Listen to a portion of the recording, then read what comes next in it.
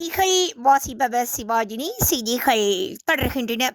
Paris club மற்றும் பிற பங்குதாரர்களுடன் கடன் மறுசீரமைப்பு ஒப்பந்தங்களில் கையெழுத்திட அமைச்சரவை ஒப்புதல் அளித்துள்ளது.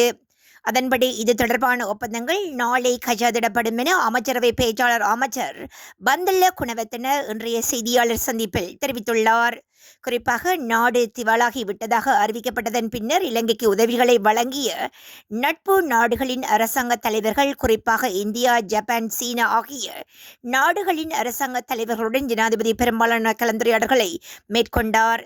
சீன அரசாங்கத்தின் தலைமையில் பாரிஸ் உதவிக்குழுக்கள் உலக சமூகத்துடன் உள்ளூர் மற்றும் சர்வதேச நிபுணர்களுடன் பெரும் எண்ணிக்கையிலான கலந்துரையாடல்களை நடத்திய ஜனாதிபதி நிதி அமைச்சர் ஸ்ரீ மத்திய வங்கியின் கடன் மறுசீரமைப்பு உடன்படிக்கையின் நீண்ட விளக்கத்தை நேற்று அமைச்சரவையில் முன்வைத்தார். அங்கு ஜனாதிபதி உண்மைகளை விளக்கியதன் பின்னர் கையொப்பமிடுவதற்கான நிதி அமைச்சரின் செயலாளர், திரைசேரியின் தலைவர்கள் மற்றும் ராஜாங்க அமைச்சர்கள் உள்ளிட்ட இலங்கை பிரதிநிதிகள் நாட்டிற்கு அனுப்பி வைக்கப்பட்டனர்.